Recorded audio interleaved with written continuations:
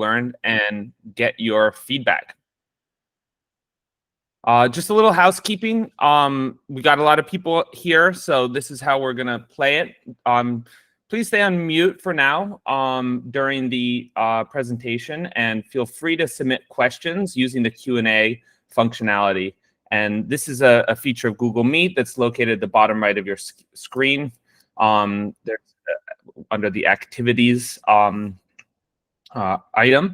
And then at the end of the session, we'll have some time for some interaction and some questions and some back and forth. And please use the hand raise feature for that.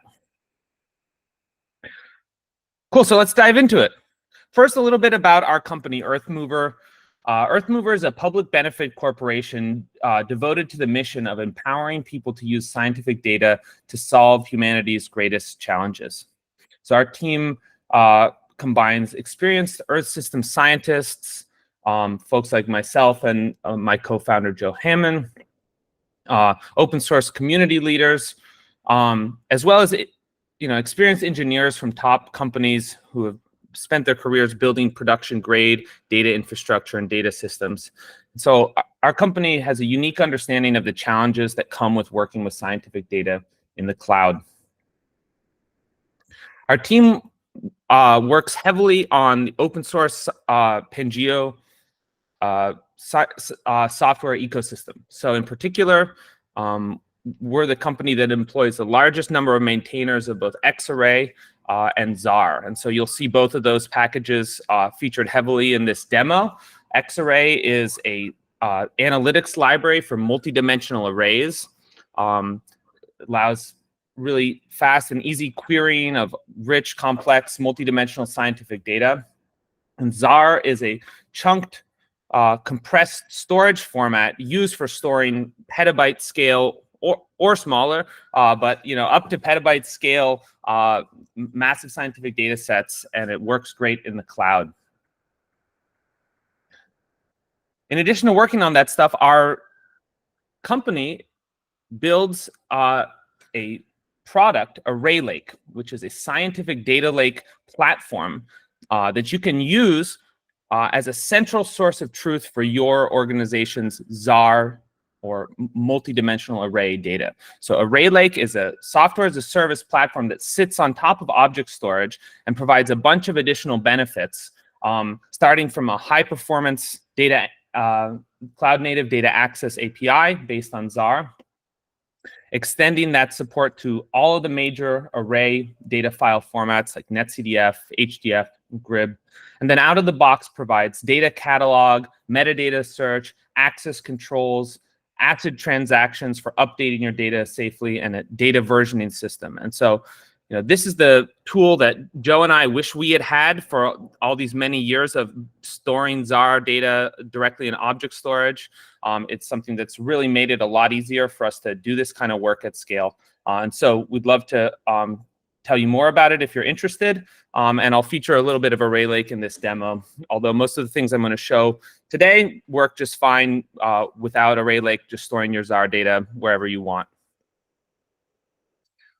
Before I dive into the demo, I want to rattle off some acknowledgments of how I learned what I'm going to show you today. So my background is as a oceanographer and climate scientist, and I'm somewhat new to sort of land-based Earth observation remote sensing, but it's a topic that we see a lot of customers very interested in, and it's really a rich and fascinating data set. And so I've been on my own deep dive, my own mission to learn more about the best practices and techniques for processing this type of data. And I'm excited to share what I've learned today. So first of all, we're going to be using Sentinel data from the Copernicus program. So thank you, Copernicus, for launching those satellites and making all the data freely available.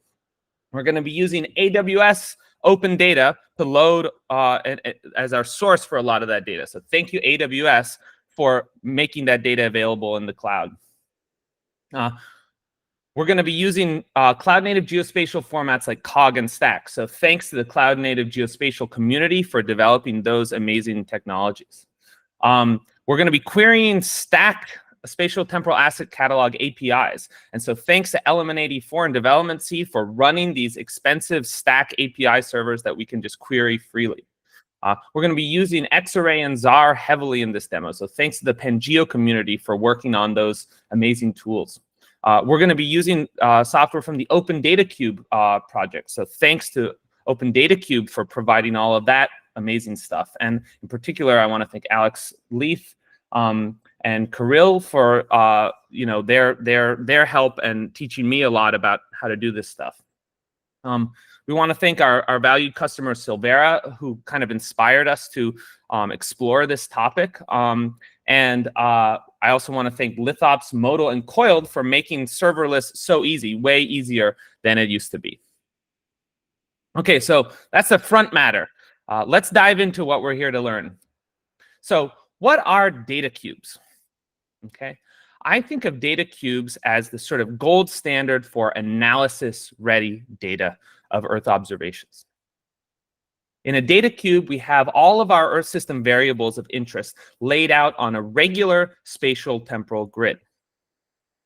And so this is ideal for statistical analysis, assessment of changes and trends, and also for training predictive models. So we see data cubes used heavily in the machine learning and AI space.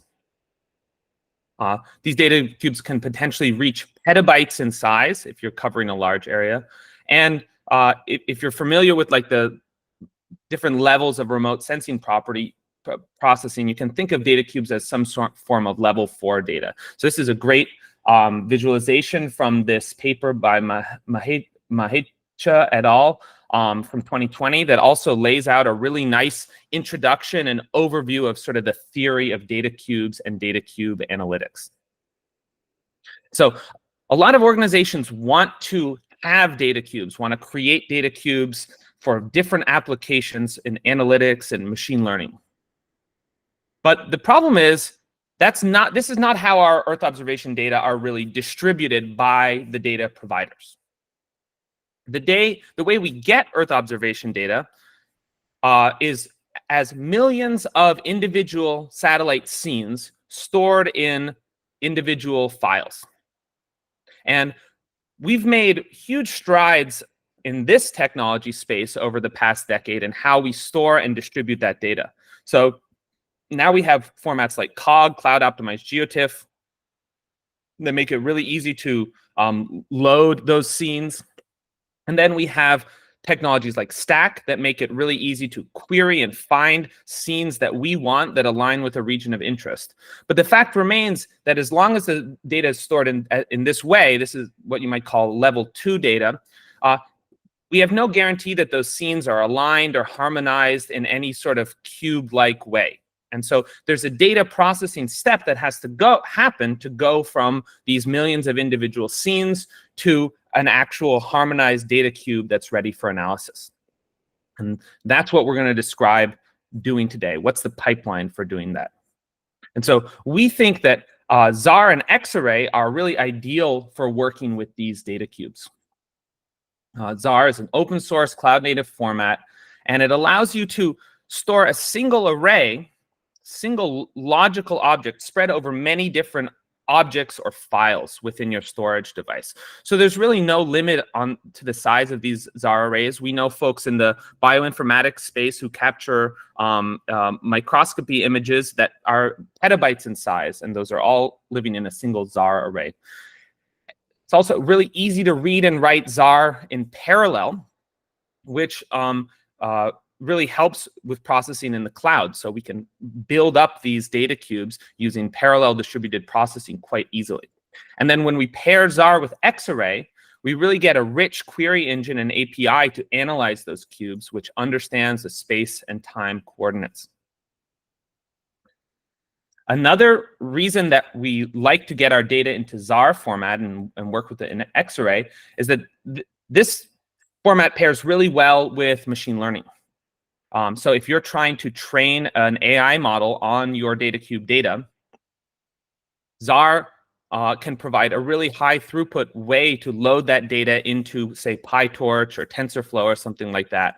And it's ideal for this sort of machine learning or AI-ready data. And if you want to dive deeper into that, you can check out this blog post by my co-founder, Joe Hammond, about how to set up a data loader based on Zarr data stored in the cloud. So who's doing this today? We didn't come up with this idea of storing data cubes in Zarr.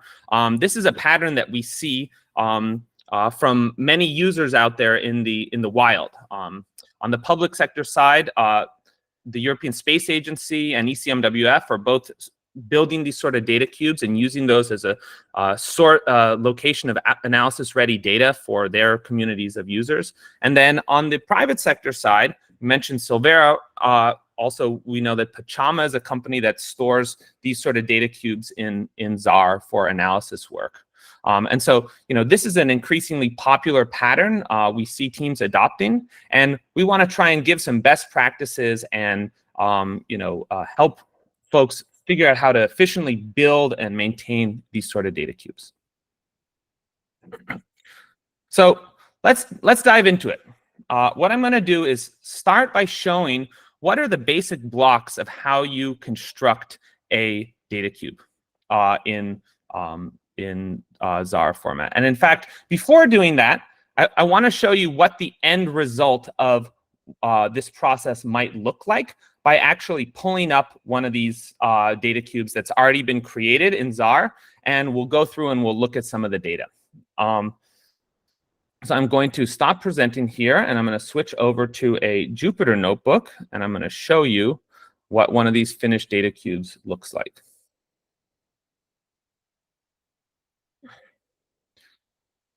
All right, so I'm in a Jupyter notebook over here, and this data cube that I'm going to be looking at is stored in Array Lake, which is our cloud platform for managing Zarr data.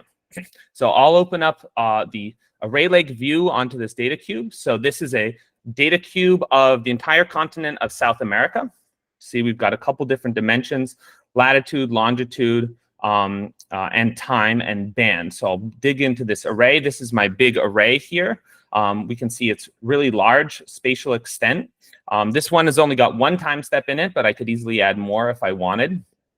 I can see a history of how this data cube was updated, and I can browse all the metadata and attributes through this interface. And then when I'm ready to work with that data cube, I can just go into Python and easily open it up and query it. And so that's what I'm going to do over here.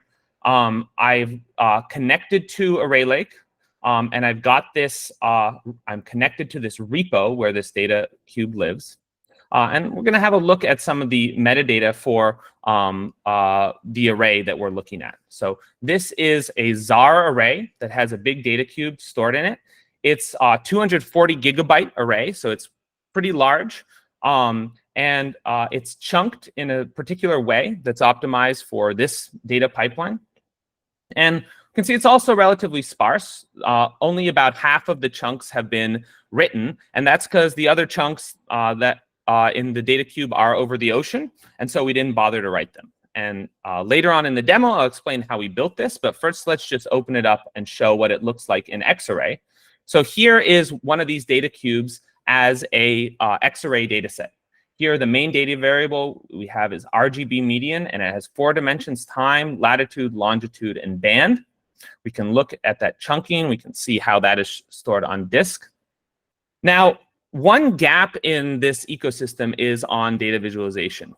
I would love to be able to just pull up a Slippy map and explore this data cube, but that's not super easy to do today. And so that's a place where I think there's a lot of work to be done.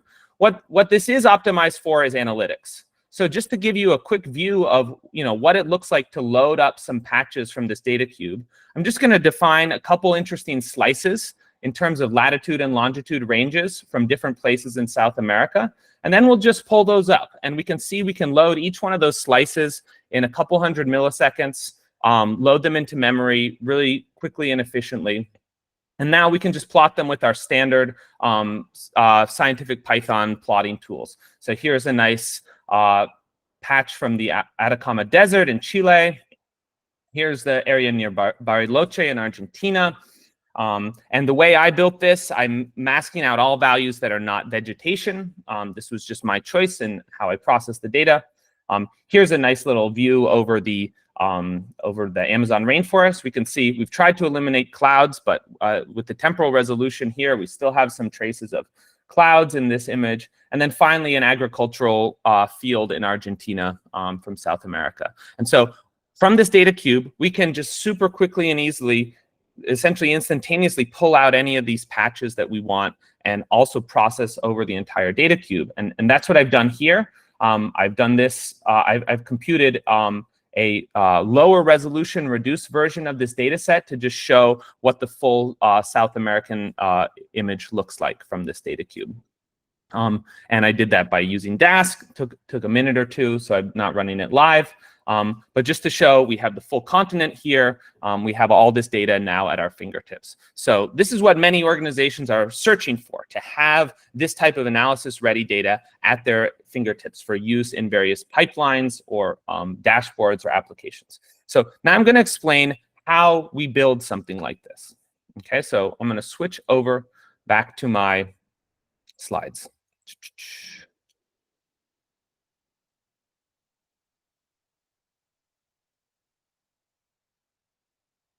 All right, so I'm going to go over the basic building blocks of how we construct a data cube, and then I'm going to explain how we're going to use serverless computing to scale out that data processing. So first of all, we need to create a schema for this big data cube. Okay, so fair warning, this is going to get technical from here on out. So I'm going to be showing you code. I'm going to be referring to specific Python libraries. So hopefully that's what you came for.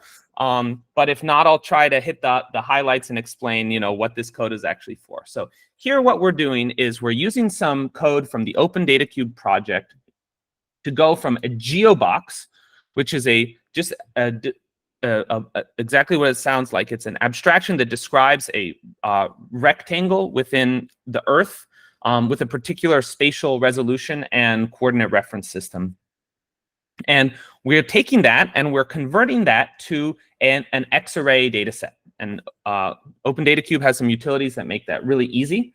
And so here's a massive X-array data set. And then we are storing that to a Zarr data set without actually computing any of the data. So this is a common trick that's used in this space to sort of initialize this empty template. So now we've got the sort of shell of this data set set up, but we haven't actually written any data to it. And we're not going to be able to ever load all of that data into memory all at once. We're going to split the processing into little jobs, focused on populating one chunk of the data set at a time. And so in order to do that, we're going to use HiStack, querying a spatial temporal asset catalog where the source data live, the original Sentinel data in the AWS Open Data Program. We're going to query this stat catalog, figure out which scenes we want to pull into this one specific chunk corresponding to a tiny small region of the full data set. So that's what you can see here. We've got just an X-ray data set that represents just a tiny small piece of this big data set. And we've got about 13 scenes that we're then going to try to aggregate down into a monthly mean composite. So the next step is to actually do that aggregation process. And fair warning, this is the most intricate and complex part of this workflow. How we go from these multiple different scenes that might all have clouds or different missing pixels or different missing data, how we composite those and harmonize them temporally is a really tricky and intricate problem. So I put here, people write whole PhDs on how to do this properly. And the code I'm showing here is just a really, really simple, almost toy example of what that processing looks like. Essentially, we're looking for two flag values in the Sentinel data, either vegetated or not vegetated. And we're we're throwing away everything else from the data. So anything that is water, anything that is cloud, anything that is shadow, anything that we don't consider valid, we're going to throw away and mark as missing data. And then we're going to compute the median over the valid pixels in time over the month. And hopefully what we'll get is for each month, we'll get at least one, hopefully more valid pixels for each location within this data cube. Now, there's many different ways you might want to do this based on your application. You might want to use a different algorithm. You might want to use a different way of computing the mean. You might want to treat the masking differently. Again, this is where the most sort of science lies in what I'm describing, and what I'm showing here is a very simple realization of what is in reality a very complex process. Now, we have an example that you can take and adapt to your own needs, starting from this sort of example. And in fact, Ilana or Deepak, if maybe you want to share in the chat the link to the GitHub repository where this code lives, folks could get a head start on peeking at that. So at the end of this process, we've got a single chunk's worth of data. And then the final step is just to write that to our Zarr array. And this is super simple to do. Zarr makes it really easy to just write to a piece of this array in a relatively uncoordinated fashion. We're just going to take the raw values out of that X-array data set and stick them into a Zarr array. And we're going to ensure the way we do this that those writes are aligned with the chunk boundaries. And that's going to allow us to safely run massive concurrent data processing and load all of this data into one Zarr data cube. So those are the basic building blocks. Query, stack, catalog, build a X-array data set for one chunk of interest, reduce over the time dimension to do that temporal compositing and cloud masking, and then finally store that data to Zarr. And all we have to do is do this thousands of times over and over to build our data cube. And that's the part that I really want to focus on today, is what's a good way to do that. And so in this demo, we're going to be talking about serverless computing. Right? So serverless computing is a really fun way to interact with the cloud. It's a great fit for embarrassingly parallel data pipelines where we just have to do the same operation over and over many times. And it's less of a good fit for the more complex data pipelines that involve multiple stages of processing and data transformation. But fortunately, the way we set this up, it's a very good fit for that type of computing framework. So in serverless computing, there's no cluster to manage. There's no state to manage. You can really easily scale out and use the full power of the cloud.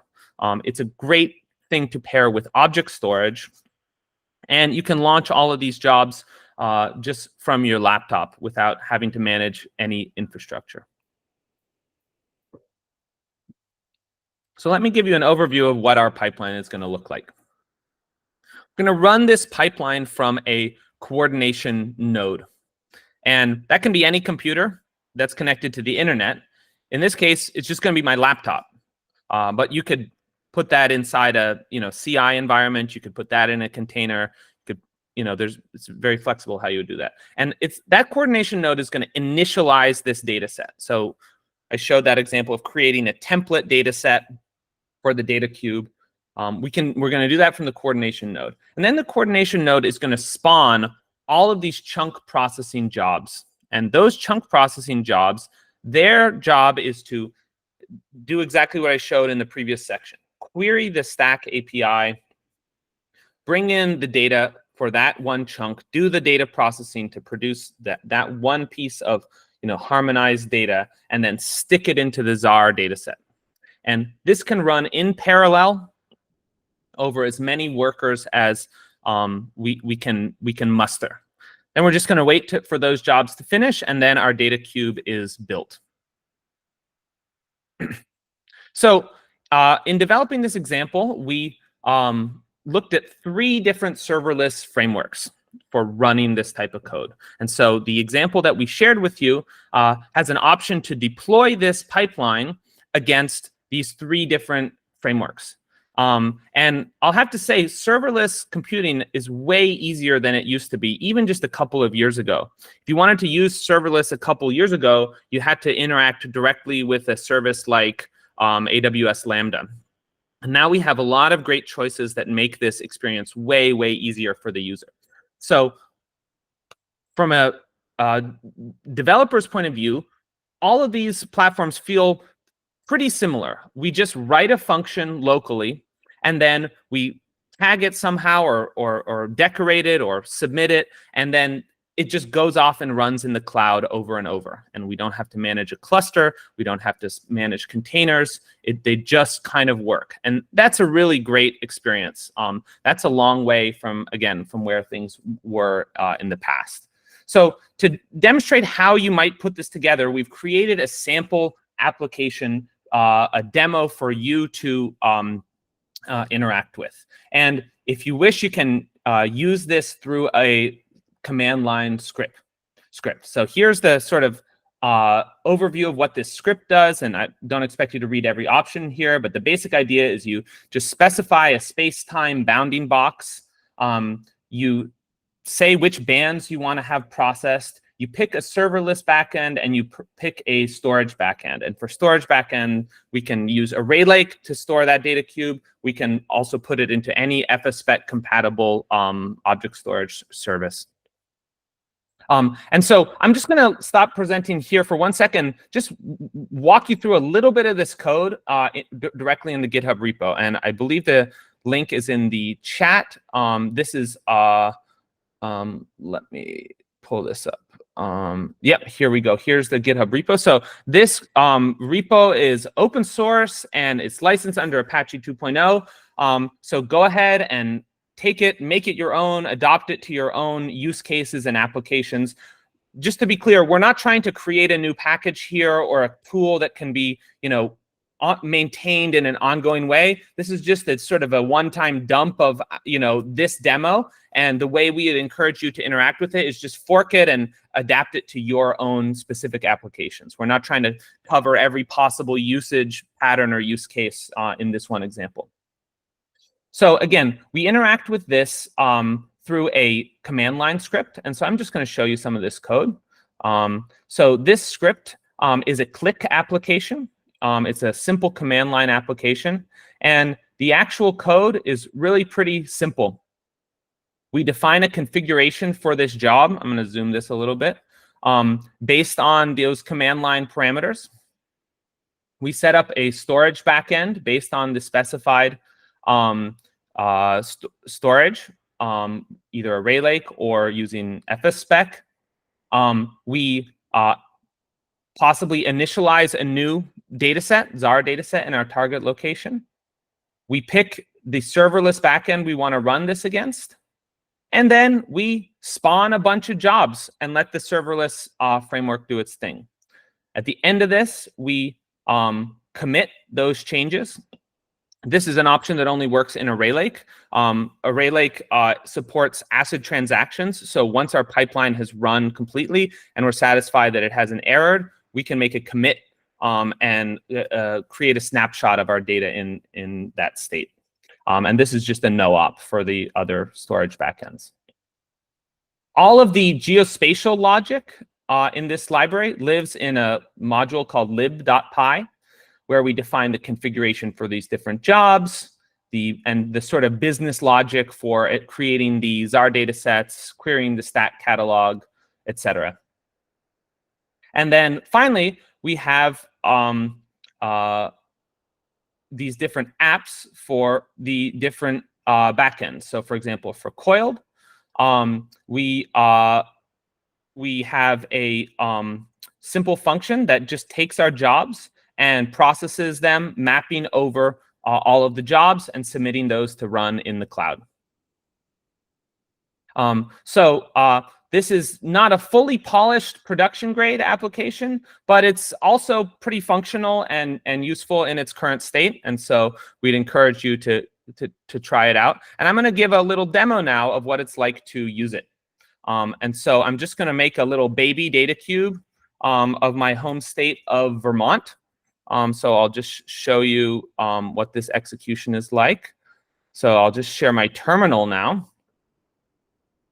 And I am just going to run this command here. You can see I'm specifying, a date range over 4 years, a bounding box. I'm telling this where to put this, so a repo in Array Lake. And I'm customizing my chunk side a little bit, and I'm saying to use this lithops backend. And so what's happening now is we're spawning up all those jobs, submitting them to the serverless executor. There's 960 individual jobs that have to be run here. And we're going to monitor their progress now and let those compute. And this relatively small job is just only going to take a minute or two to run. This is running ultimately against AWS Lambda, and so it scales up super fast. And it's just going to run all of those jobs concurrently. So even though it's a lot of data to process, it happens more or less instantaneously for such a small data cube. So I'll stop presenting here, and I'll just show you that data cube that was built there. So let me share screen again. So here's my little baby data cube that I just built. I am going to, again, let me just restart this one. I'm going to run through this, connect to this data cube. Again, we can see this data cube. We can have a look at it because it's stored in Array Lake. We can have a look at the data cube, see all its properties in the web, understand the history of how it got there. So we can see this just got written. Actually, this is the one I wrote yesterday. And now we'll load it up. So again, we've got an array. This one is much less sparse than the previous one. We'll load it up in X array. And so here we've got 48 time steps. This is monthly data for 4 years. It's a small area, but it's still quite a few pixels. We're looking at 20 gigs of data in this data cube. We'll create a little mask for it, and we'll load up some data from 2 different months, October and June. So we can see we can really quickly load up the data now from those months in that data cube. Here's the plots I already made. So here's my June composite. So this is my home state of Vermont. So I had a lot of fun making this. We can see how nice and beautiful and green it is in June. And then moving forward to October, we can see that fall foliage come in and the state completely changed color. So this is the data that we just built right now on the fly. And it was fast enough and simple enough that it's really pretty easy to iterate on this and tweak the settings until you've got the data cube that you like. And then maybe you can scale up, do a bigger one. It's interesting. People wonder what this costs. So here's my AWS Lambda bill from developing and debugging all of this stuff. I don't think I have today's results in the bill, but I spent less than $10 building a ton of data cubes, many of them much bigger than the ones that I showed you just now. So it's really pretty cheap to run the serverless processing in this way. Okay, so that's sort of the end of the demo. And now I'm just going to go back to my slides, and I'll show you a few more statistics and start wrapping things up with some conclusions. So here we go. Here's some statistics about what this execution looks like. So here's a little bit bigger job that we ran that processed 6,000, almost 7,000 different chunks that amounted to 173,000 different Sentinel scenes. And you can see this is a sort of histogram of like where our function is spending the time. You can see both searching the stat catalog and writing the data set run basically instantly. And then we're spending between 15 and 60 seconds actually computing that data, reducing down, applying the cloud mask, loading the data from the cogs. And so, this is where our function is really spending time. It's on loading the data, the Sentinel data, and processing it. But the serverless computing makes it really easy for us to do all of that concurrently. So here's a plot of the execution graph of lithops in this case. It's showing the number of concurrent calls going on. Lambda actually maxes out at 1,000. By default, it won't let you run more than 1,000 concurrent jobs. So this one looks pretty nice at 1,000. But you can see we run the whole pipeline basically in under a minute. Here is a plot of the sort of execution time of all these 1,000 different functions. These are auto-generated by lithops, and you can see it takes our functions a little while to start up. That has to do with some of the serialization costs of some of the objects involved, and also the size of the relatively large size of the image that they're running on. They run for about 30 seconds to a minute, and then they finish, and all of this happens concurrently. Okay, so let me start wrapping up and summarizing what I learned from doing this. This was, a new foray into a new type of data processing, as well as a new approach to data pipelines using serverless. So I'll offer some of my own reflections. What are some of the main challenges with using serverless? Managing the execution environment, where the code is going to run is a big challenge for all of these frameworks. And they've all gotten a lot better than they used to be. But in general, a lot of my time debugging was focused on making sure the right packages were available both locally and in the serverless runtime. At this scale of data processing, when you're processing hundreds of thousands of scenes, you're going to have errors. Things just error. This is just the nature of this scale and this type of data pipeline. So you need to be able to handle those errors and retries in a reliable way and decide when to retry something, when to give up, etc. It's really important to be able to monitor the progress of what you're running. And so the developer experience around monitoring, progress bars, all that stuff is key. And in general, what I showed you is a nice finished, polished script, but where most of my time was spent was on the development cycle and figuring out how to make this work. And so I paid a lot of attention to, where it was easy for me and where it was difficult for me as a developer to prototype and experiment and evolve my processing pipeline. So, all of these 3 different serverless frameworks are great. It's fantastic to have these different choices, and they all have some different trade-offs. So I will summarize in a very subjective way what I perceive as some of these different trade-offs.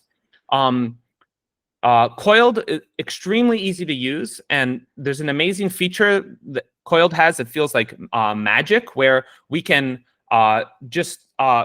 where Coiled will automatically scan my local environment, figure out all the packages that are installed, and then ship all of that out to the cloud without me having to configure any remote environment. So that was totally unique among all of these frameworks that I looked at.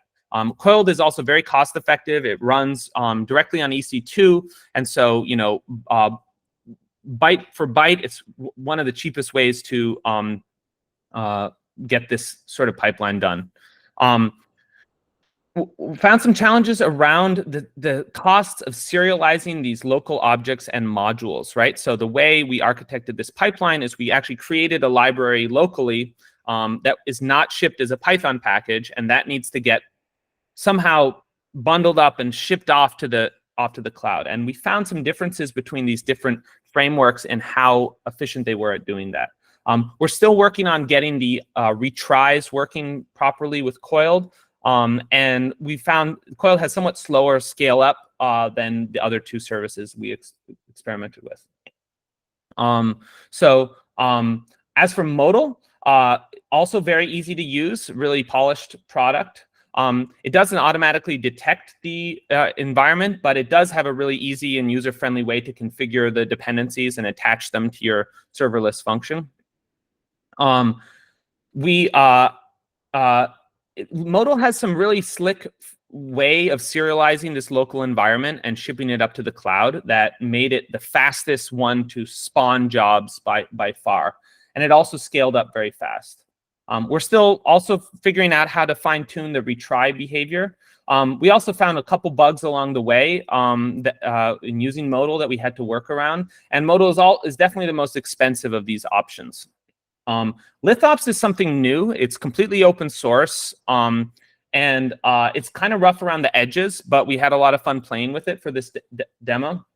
Probably one of the big downsides is that you have to build Docker containers for your environment to run in. So for the other two solutions, I never had to touch Docker, but for LithOps, I did. So, anytime you have to touch Docker, that's kind of a pain.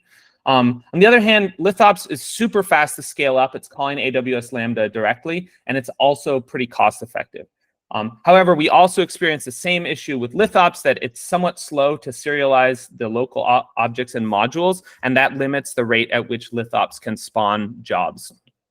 For our largest jobs, we ended up using Modal. There's another big downside of Modal that I should have put on the slide, which is that you actually can't specify the cloud or the cloud region that it runs in. And that is actually a deal breaker for this type of data processing. But they claim that that is going to be fixed soon. Also want to compare these different choices for storing the data. Putting data directly into cloud object storage versus storing it in Array Lake, right? So our script supports both of these options.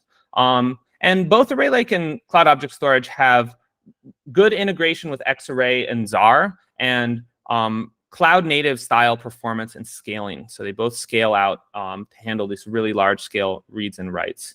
On the other hand, with vanilla cloud object storage, we don't get any transaction capability. We don't get any data versioning, and we have no data catalog that's built in. When we use Array Lake, we can use basically all the same code we were used to using with Xarray and Zarr, but we get ACID transactions for safely updating and rolling back our Zarr data sets in case of failure. We have version control, so we can evolve our data sets safely over time. And as you saw in the demo, Array Lake automatically builds and populates a data catalog based on the Zarr data that we can interact with in the web and search. We also have some really exciting performance optimizations on our roadmap that are going to make the data stored in Array Lake really fly and optimize them for queries and analytics. So, the way we sort of frame this is for exploratory research uses, like it's great to store Zarr data directly in object storage. But if you're using this technology in a sort of critical operational capacity, Array Lake adds a lot of features that are really important for those type of teams. Also found some gaps in the open source ecosystem around Zarr for Earth observation data. And for context, I'm coming from the perspective more of a climate modeler and as an ocean modeler, not used to working with these really high resolution global scale Earth imagery data sets. So Zarr has really strong integration with sort of the data analytics stack, PyData, Dask, Cubed, etc. And it has really tight integration, really strong integration with machine learning frameworks. And that's where we see most folks reaching for Zarr as a storage solution. But the data visualization experience is not so great. We don't have the type of interactive, slippy map, zoomable experience that users have come to expect in the Earth observation space. There's also kind of limited integration with other GIS software. It actually works great with ArcGIS, but other GIS software won't necessarily read your Zarr data and be able to interoperate with it. Fortunately, I'm really excited about this new project called GeoZarr. It's a new specification under development that is going to hopefully help close some of these gaps and make Zarr more interoperable within a GIS context. Okay, so that's it. I am really excited to have been able to share this with folks. this is the end of the presentation, so we'd love to flip into some Q&A. Ryan, we also have a couple in the Q&A chat, so I don't know if you want to do live questions first and we can answer those offline, or go through some of the chat questions. All right, I am looking at the Q&A chat, and I think it's kind of fair to go through the Q&A slides in order of who has been, which ones have been thumbed up most. So popular, I'm going to sort them by popular. Will you share the slides after the webinar? Absolutely, that's an easy one. Kehan asks, is it possible to create data cubes out of different products with different CRS and spatial resolution? Absolutely. So in our example, you can customize the resolution. We did 30-meter resolution for these data cubes, which is a common resolution that we see folks doing. But you could, with Sentinel, you could go up to 10 meters. And yes, you can absolutely use different products. You could adapt this to work with Landsat or any other openly available Earth observation data set. The script that we provided is hard-coded to Sentinel, but you could easily take it and adapt it to work with Landsat or with other Sentinel products. So Tyrios asks, what's your opinion on a DAS deployment on ECS instead of those 3 serverless services? I think it would be easy to make this run on a DAS cluster in ECS. Absolutely. Xinglong Li asks, what is the cost of using the storage, e.g. Array Lake and serverless framework coiled? Yeah, so the cost of storing data in object storage is roughly $250 per terabyte per year. As I showed, you know, the largest data cubes I built, so Sentinel, continental scale South American data cubes. The most expensive one was modal, and I spent almost $100 on one of them. Both lithops and coiled were more in the range of $10 to do the full data processing job. So, you know, really cost effective. Array Lake is priced a little differently. It's a monthly subscription service, and we'd be happy to talk to you about it more if you're interested. Daniel, regarding geospatial and serverless, where do cubed and fused fit in? So that's a great question. So cubed is a new open source processing framework oriented around batch jobs on multidimensional array data. Fused is a very new serverless framework oriented around defining user-defined functions. I believe you could make this sort of pipeline run on Fused for sure. Cubed is more about once you've got the data cube, how are you going to process it? How are you going to scale out your analytics on top of it? So they're solving for sort of different types of queries and analysis patterns. I'll keep going. I'm trying to sort by popular, but actually it doesn't seem to work because I'm seeing them in a weird order. But here's a popular one. What are some challenges for us to get to something like a Snowflake Databricks solution for Earth data? It seems like if enterprise wants to set up Earth Science Data Lake, still have to piece together different components for themselves. Well, this is what we're working on Earthmover. This is where we're trying to go. So our data lake platform is heading precisely in that direction, and we're starting from data catalog and data governance framework. So you have a central source of truth for all of your cloud data, and then we're moving up the value chain in terms of compute, visualization, data optimization, etc. So if you're interested in that, we'd love to talk to you. All right, well, I've been talking for a long time. Anyone else want to ask a question live or give any feedback or any comments? I'd love to open it up.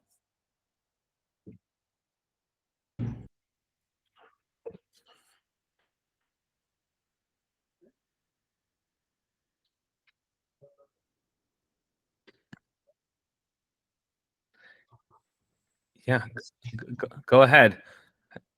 Yeah, so one of my challenges when working with Zarr and satellite data is usually that the satellite data is provided in UTM projections, so I don't necessarily want to convert this to a global projection. So do you kind of like see, do you see these kind of features to handle multiple CRSs within Zarr appearing in the near future?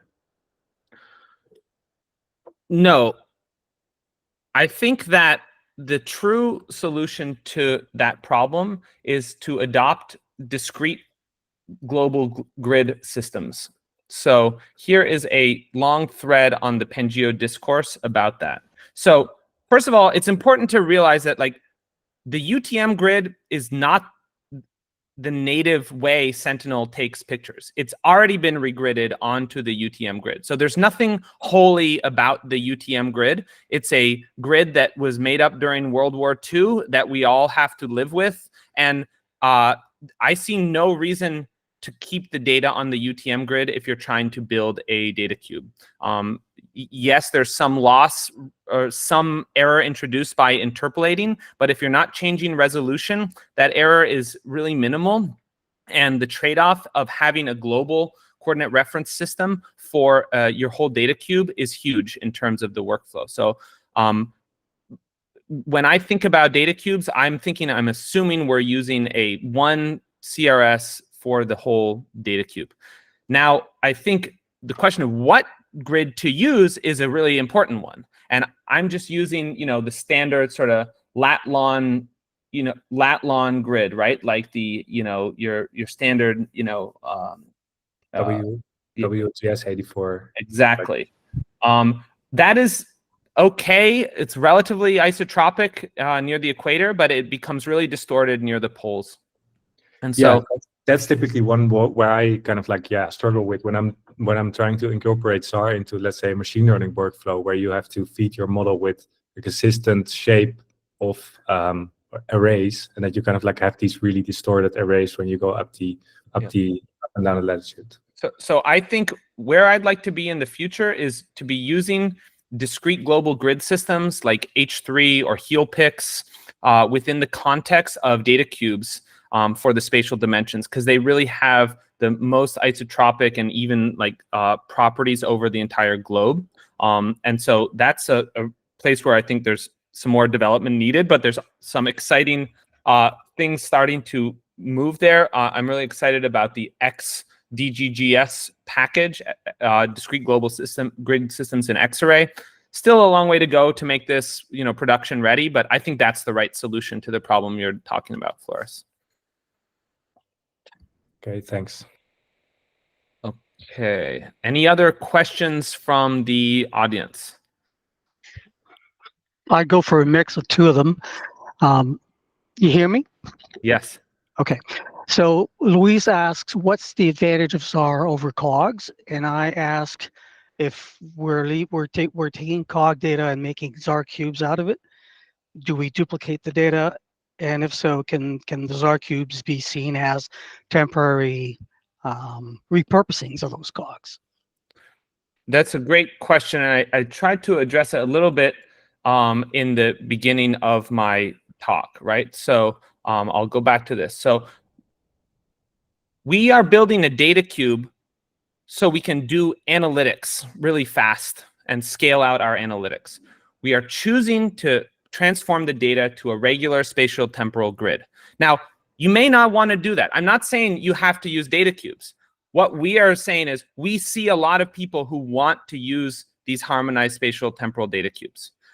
Now, you could just build that data cube on the fly in order to, and every time you want that piece of data, you could go down to the original COGs and just recompute the data chunk style on demand.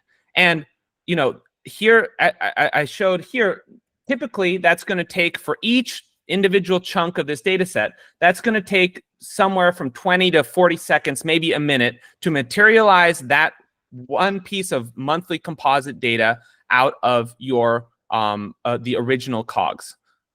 And if you're trying to train a machine learning pipeline on this data, you cannot wait 30 seconds for each piece of data to show up. So once we've got the data in our data cube format, we're querying the data in milliseconds.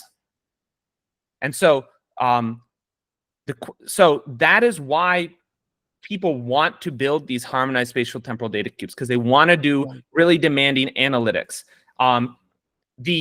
The original stacks, COG is a great technology. I'm not trying to say COG is better, worse than Zarr, Cog is great for what it is designed to do, which is store millions of scenes in a way that's easy to peek into and visualize. And Stack is great at what it does of cataloging all of those millions of scenes. But once we have a data cube, we don't need either of those things anymore. We can store the entire data cube in Zarr format. And so the pipeline I described shows how you go from that raw storage to your harmonized data cube. Now, whether you want to keep that data cube around or you just want to throw it away when you're done with your analytics, that's up to you. That's Sure. a cost performance trade-off. We see a lot of folks, who are keeping these data cubes around, particular folks who are using them in a business context to actually make money or run their operations. If it's just in a research context, then you might just want to build your data cube, spend $50 processing your data in a serverless way, do your analysis, and then throw it away when you're done. I think that's a very reasonable choice as well. Yeah. There's also the case of vector data, but that's probably for another talk. Because what I like about the Array Lake giving people the opportunity to have ACID transactions over array data, we get in something like Delta Lake for Parquet data. So I mean, EO is all about raster and vector. So very that's true. all. Okay, Sotirios, did you have another question?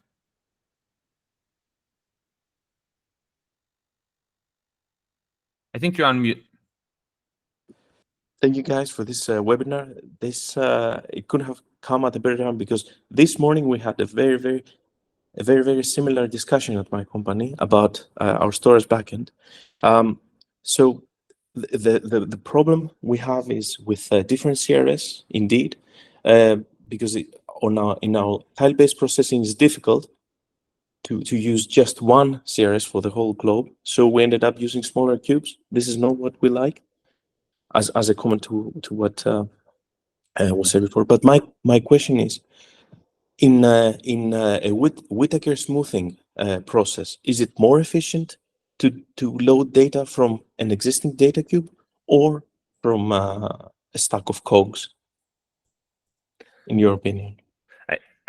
It's going to vary a lot depending on the details. So I don't know that I can offer you a one generic answer to that question. We're also out of time.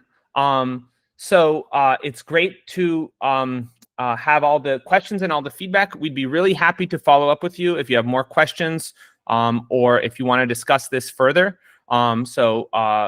Yeah, feel free to just reach out to me directly by email. I'm just ryan@earthmover.io.